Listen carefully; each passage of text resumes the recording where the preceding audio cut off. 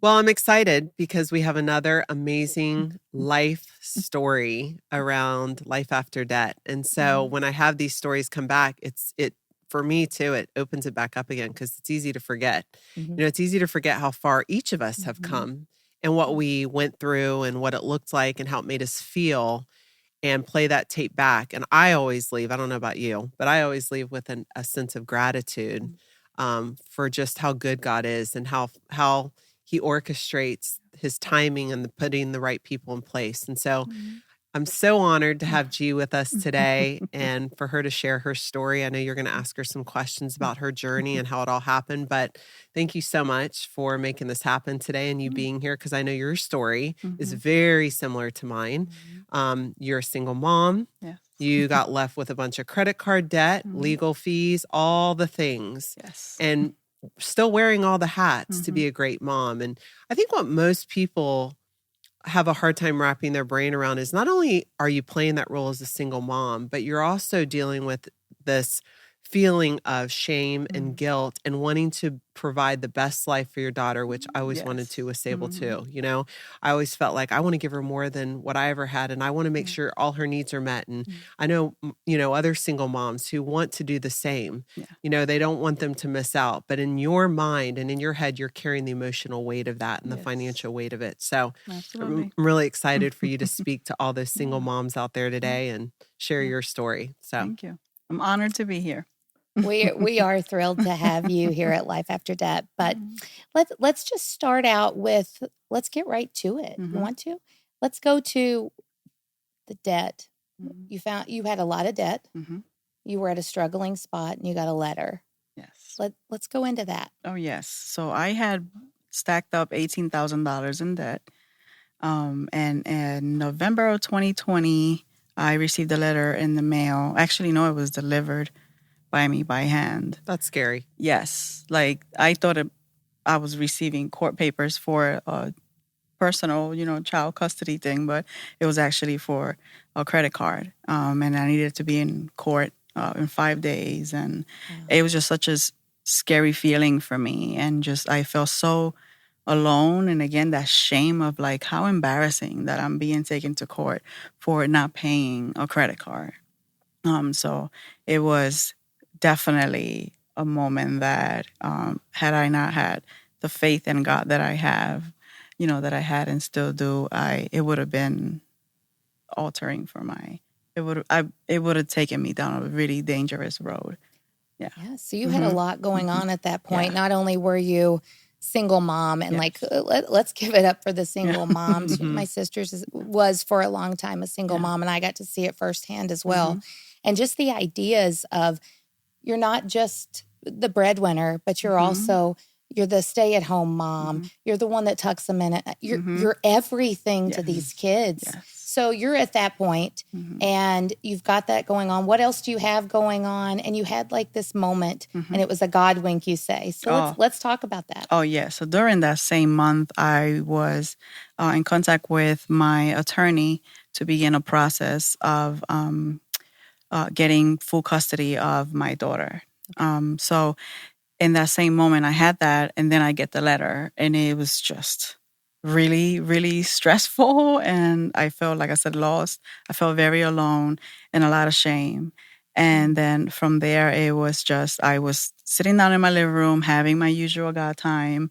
And this was like 7:30 in the morning, maybe. And I'm praying and I'm asking God, like, please help me, give me some direction. I need to know what to do with this. I've never dealt with this before. And a friend of mine from church, she texted me at the same exact moment. I remember, I'll never forget, it was 8:00. So right in between my prayer, she texted me and said, hey, God just put you in my heart, and I want to know how I can pray for you and how you're doing. And it was like the blanket of shame and everything from my financial and the decision that I was making with going to a court for custody just lifted. And I told her everything that was going on. I was typically a very private person, but I just said everything to her. And she said, hey, hold on, I have a friend. She helped me with my own credit card debt situation and stuff. And I'll get in contact with her. Please hold on. I'll be in touch with you soon. So, wow. yes. What an opportunity. Mhm. So many of us miss out because God prompts us to reach out Mhm. to someone. And the fact that she was obedient and Oh, that yeah. reached out to you Mhm. and just opened up the space at the moment Yes. that she did Mhm. for you to be vulnerable Yes. and share without Yes. shame and guilt. Like, Mhm. what a gift, right? Absolutely. And you think about all the times we go through life and we Mhm. think we're prompted to do something, but we don't do it. The Mhm. ripple effect. Yes. Because that's such, I don't even know that I've heard that piece of it, but that's really Yes. powerful. Mhm. Yes. So at that point, Mhm. you get in contact with Amber. Yes. And where did you go from there? How did this all go, girls? I Hilarious. was like so nervous. I think I walked in and I was just like, first of all, like meeting her was like, oh my gosh, for me. And then I just looked like a deer and in front of headlights. Just For obvious I was reasons. She's so- worried. Yes. She's scared. Yes. And then, it's like, which I've seen so many Yeah. people come through my doors like this that I Mhm. immediately want to remove it off of their plate and just almost just like shut it down Mhm. because it's a lie from the pits of hell. Yes. You're not going to creditor prison. There's no such Yes. thing. And nobody's going to call and harass and scare you to Mhm. make you think otherwise. Yeah. That is not going to happen under my Mhm. watch. Yep. So so I walked in and she's just like, come on in, tell me a little bit about you. And I started telling her. And then she tells me, I was a single mom too, and this infuriates me and I want to help you. And then I'm like, oh, okay, queen, you get it. Let's go. Well, and it's so nice. Like, what a comforting feeling, because I'm sure you Yes. felt alone in that Oh, moment. yes. And you felt like Mhm. nobody really had your back. Yes. And I think it's such a nice moment. And, kudos to you, Amber, that you have that moment where you're like, man, somebody Mhm. cares. Somebody's got my Yes. back. Somebody's with me. Yes. So keep going. Yeah. So she's with you, and Yes. you guys decided to team up. Yes. And how did it go from there? So I just gave her all the letters that my friend had asked me to have ready to bring with me. I just laid all of these credit card bills and the court order in front of her. And she's just, okay, don't worry, we're going to take care of this. And I'm like, that easy? No, I don't think we're going to just take care of this. Like, you don't understand. This is like $18,000 of debt. Like, how are we? And now I need to be in court. And In 5 days. In she 5 was days. supposed to appear in court in 5 days. Yes. Wow. And if I'm being honest with you, even I looked and said, my goodness, most people come a little sooner than this. I got to perform a miracle in 5 days to try to get this taken care of. Oh, you waited Yes. till last. Yes. Okay. I mean, yes, I had gotten it earlier that month, Yeah. but I had not said anything to anyone. Oh, wow. I was hiding it, and it wasn't until Kelsey. Well, Created it the reached space out for to you. me. Sure. Yes. Which is exactly Yeah. what we talked about on the previous Mhm. episode with Yeah. open and honest communication. Yeah. Because we feel so much shame and guilt that we don't share. Yes. We do not create the space for people to share with us where they really Yes. are. And if we Mhm. would do it more, Yes. you'd see more stories like G's. Yes. Absolutely. Absolutely. Yes. So then Amber, I remember just sitting across from her, and she's calling these credit card companies or these collections Right offices. then. And she's like, no, you're not going to do, I understand, I know exactly what you're doing. You're not going to do this. And then I'm like, okay, boss, I love this. I like this. So I was just like so excited, like to sit there and like, wow, she gets it. She understands. She's not looking at me like you just didn't manage your money well. You didn't do the right thing and you didn't protect yourself or your daughter from this. Like, it was just a complete different. Like, she created the atmosphere and the space for me to sit there with all that brokenness and everything I was already walking through and just say, I got you.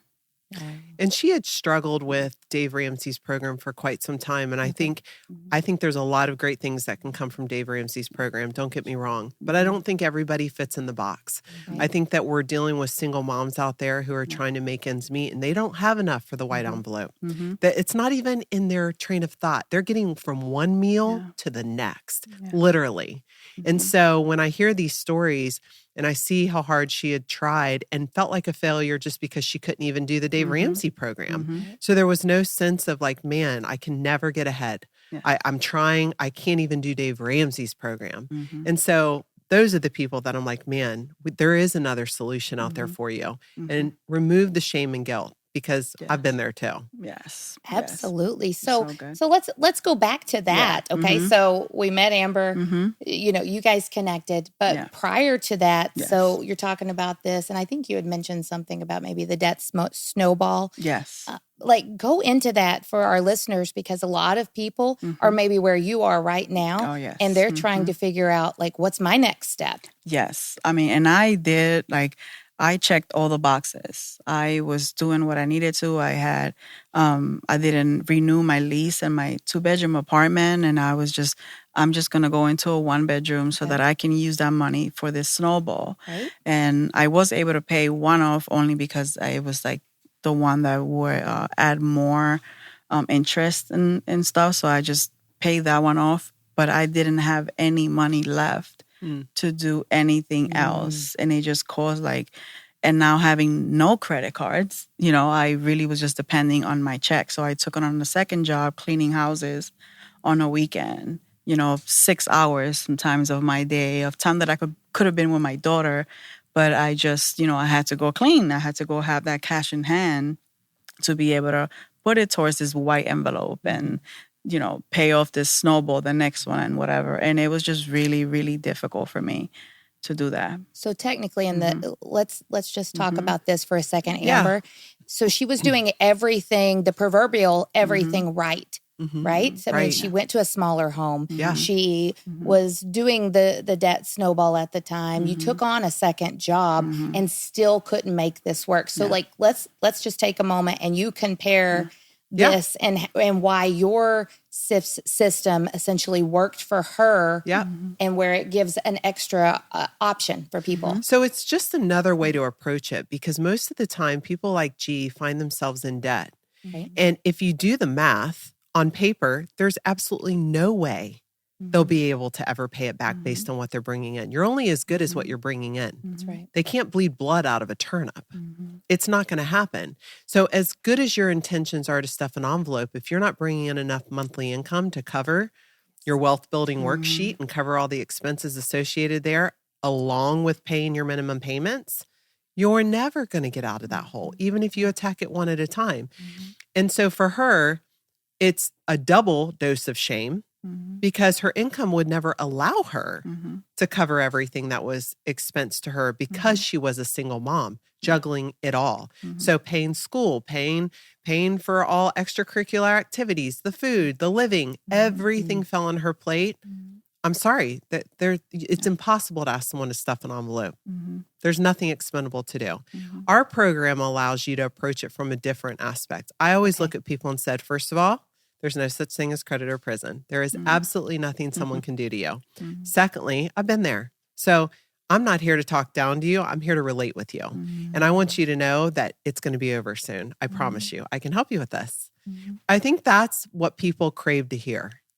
It's easy to sit and point the finger and point out everything someone does wrong with their finances. I know I made a lot of mistakes with my finances, and I'll be the first to admit it. I don't need someone else to remind me.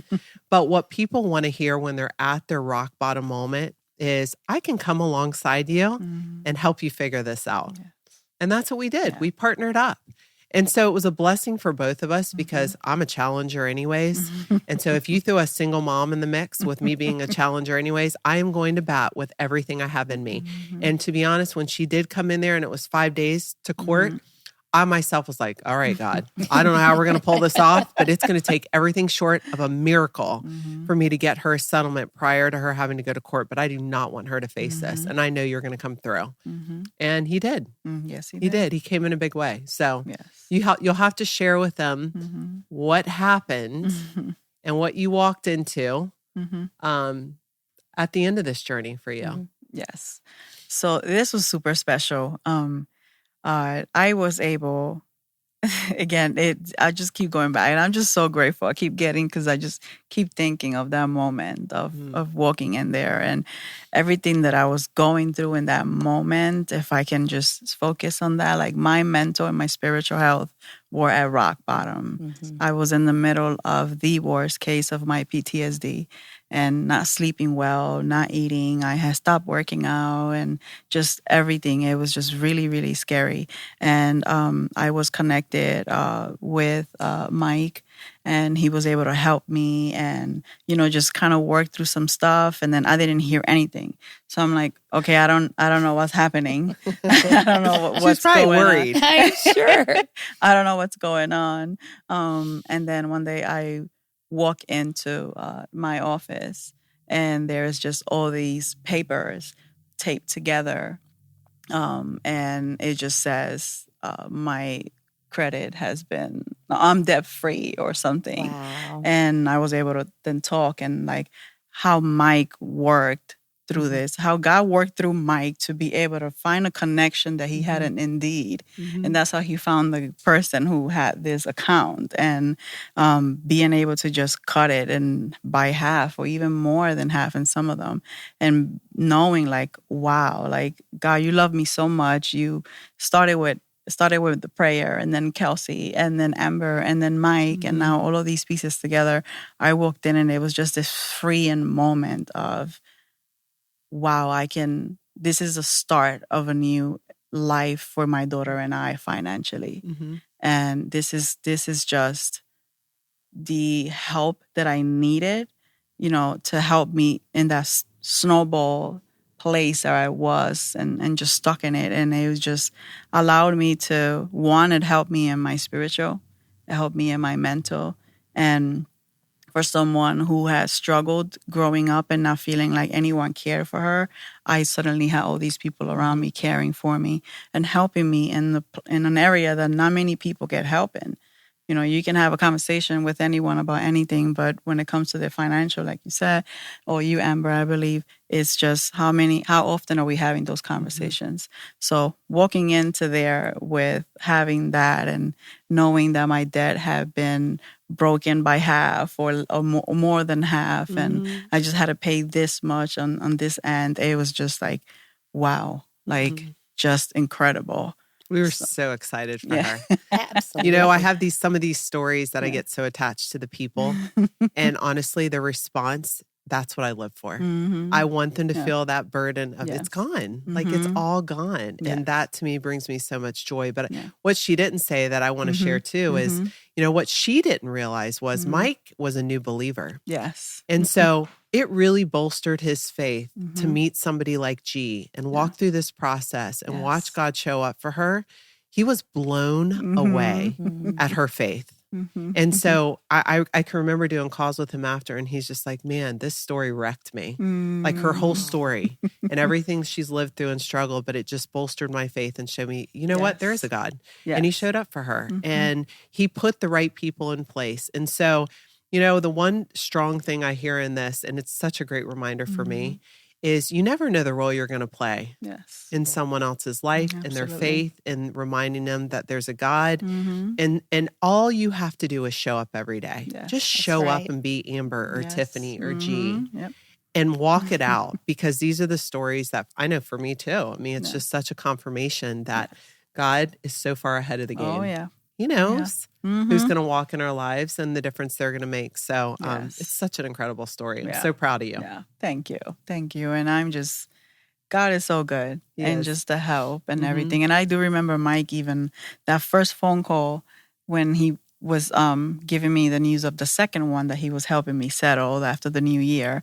He was just like, man, this is God. I have never had a situation that has been like falling so fast. Like, yes, we do what we do and we always have these results in a way. Yeah. But within the 5 days that I needed to do that was unreal. Pushed. They completely closed it. And like, then these people are like, oh, sure, no problem. She can make the payment by then instead of requiring it in this moment. And you didn't have to go to court either. I think the audience needs to know. You Praise didn't have the to Lord. go, whew, I was sweating bullets. Yes. It's like, nope, you do not have to go to court. Just let Mike handle it. He's making the phone calls. Don't worry about it. I was like, okay. But I need to know more. But okay, God, I trust you.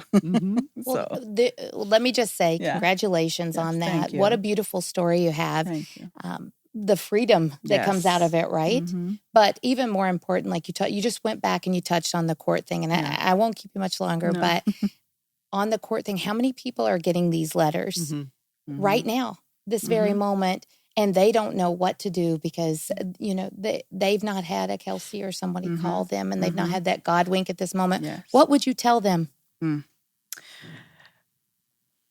I'm trying to not, I'm trying not to be my usual self. So this is kind of, but I honestly just be honest with people. Open up, because God can have the biggest blessing for you, just waiting there for you. And you're just not, you might be talking to him, and yes, you nudge other people like Kelsey and stuff, but just be honest, because it would have been, how different would the story have been had I not told Kelsey what I was going through, instead of just saying, oh, just pray for me, my mental health and whatever, but just be honest, keep leaning on God, and you're doing everything right. You're doing your best. So because you're doing your best, you're doing everything right. That's right. It's okay to need a little bit of help. And it's okay to go on and step into something that you've never stepped into before. Just do what you need to do to get free and get the help. I was like, okay, bring on the help. I need all the help I can take in this moment. But it's asking for help. Yes. That's so difficult for people. It's asking and actually saying, I can't do this anymore. I need help. Yes. Like, to say those words, even for me. Yeah. I rarely try to say those. Right. But I think what you just said and being specific, I think God wants us to be specific. Yeah. My biggest pet peeve, I'm just going to share it, is sometimes when people will say they have an unspoken prayer request, I'm sorry, if it's unspoken, then you got it all handled. Yes. Like, part of it losing its power is sharing it. Yes. And when you share it, the enemy does not have any power over you. Nope. So find people you trust. You don't have to share it with everybody. Right. Yes. But stop with the unspoken, because I'm not praying for unspoken requests. Yes. Be specific. Yes. And you were specific. And you were specific with Kelsey, which then she could be specific with me. And so that's really my big takeaway from you today. Yeah. That's It's good. awesome. Yeah. Super grateful for what you ladies do. Yeah. It's really incredible. Well, I know that we're excited to help other people like Yes. you. And I know for those listening, if you find you're in a situation similar to G, we encourage you, go to the website, reducemydebts.com, and make sure and download and sign up for the 15-minute clarity call. That's what we're doing to offer time, just like G had with me at the table, sharing her story.